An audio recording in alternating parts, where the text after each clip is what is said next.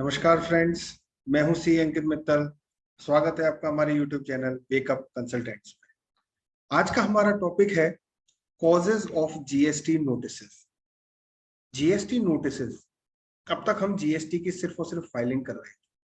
GST 3B भर रहे थे, GSTR 1 भर रहे थे और भी बहुत सारे रिटर्न 9C। लेकिन अब जीएसटी नोटिसेस आने शुरू हो गए। जीएसटी अब 5 साल का होने के लिए जा रहा है। जब बच्चा 5 साल का हो जाता है तो उसमें बहुत सारी कामियां बहुत सारी चीजें नजर आती है, वही अब जीएसटी में आ रही है। जीएसटी के नोटिसेज आ रहे हैं, स्कूटनीज आ रही है, जीएसटी ऑडिट्स आ रहे हैं।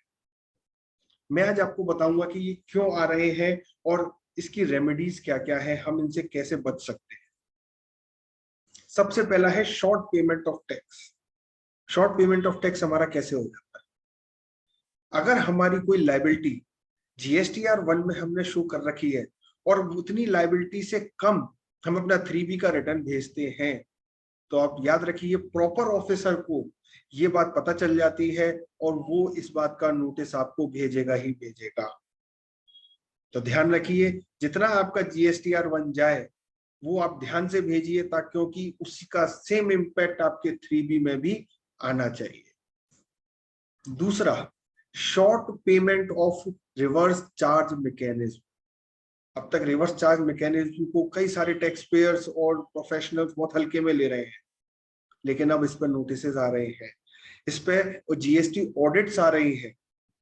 इस पे जीएसटी ऑडिट्स कैसे आ सकती है, नोटिसेस कैसे आ रहे हैं? अगर आरसीएम प्रोवाइडर आपके जीएसटी नंबर से अपने GSTR 1 में कोई भी रिटर्न भर देता है, तो वो आपके पोर्टल पे शो हो जाएगा कि इस पार्टी को इतना जीएसटी रिवर्स चार्ज से पे करना था, और वो अगर आप नहीं पे करते उस मंथ में, तो आपके पास नोटिस आना तय है।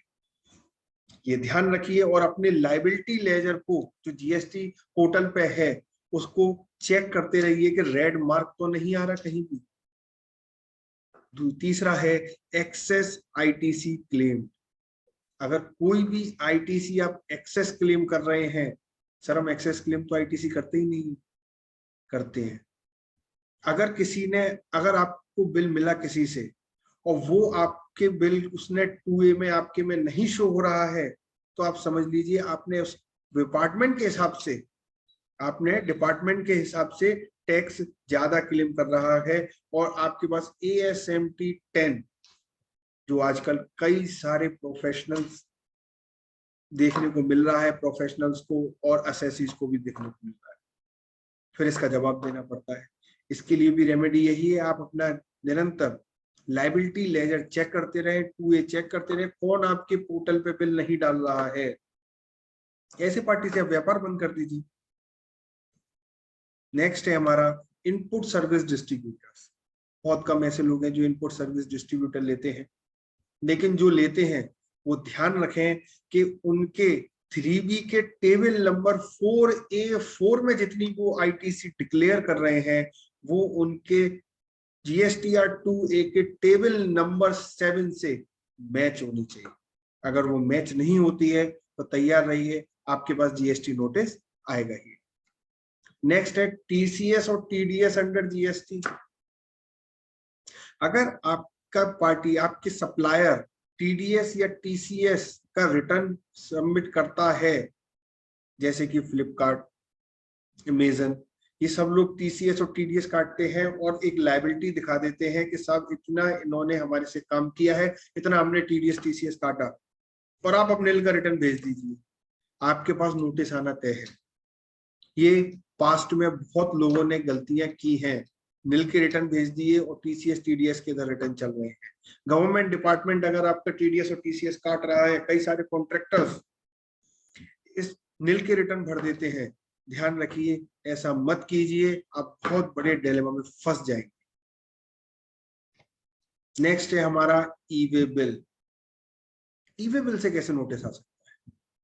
ई-वे बिल से ऐसे नोटिस आ सकता है कि आपने ई-वे बिल जो बनाए अपने, मान लीजिए जनवरी मंथ के या मार्च मंथ के, किसी कोई भी महीना ले लीजिए, मार्च 2022 के आपने ई-वे बिल बनाए, मान लीजिए 2 लाख रुपए के, और उस पर टैक्स बना 10,000 रुपए। 3B भरेंगे अब आप मार्च का आप 3B भर रहे हैं और आपने अपनी टैक्सेबल वैल्यू दिखाई, मान लीजिए 1 लाख रुपए और टैक्स दिखा दिया 5,000 रुपए का, आपके पास नोटिस आएगा ही आएगा। ई वे बिल की साइट आपके जीएसटी साइट से लिंक है, दोनों को आप अलग अलग मत समझिए, आपके पास नोटिस आना तय है। ई वे बिल से एक और नोटिस आता है जब हम ई वे बिल को कैंसिल कर देते हैं। लोगों को ई वे बिल कैंसिल करना बहुत इजी लगता है, तुरंत कैंसिल किया और उसमें रीजन लिख दिया, लेकिन अब ई वे बिल कैंसिल पे भी नोटिस आने शुरू हो गए हैं कि आपने ई वे बिल कैंसिल क्यों किया। नेक्स्ट है reversal through rule 42 and 43। Rule 42 and 43 क्या है ये तो हम अपने नेक्स्ट वीडियो में बताएंगे, लेकिन ये रिवर्सल जो हम कर रहे हैं वो क्यों कर रहे हैं। टैक्स पेयर जिस लोग की एग्जम्प्टेड और टैक्सेबल दोनों ही गुड्स में डील करता है, उसको अपने कैपिटल गुड्स की आईटीसी या फिर अपने जो गुड्स उसके कंज्यूम होंगे उसकी आईटीसी को उसको 2 पार्ट्स में डिवाइड करना होगा, एग्जम्प्टेड और टैक्सेबल।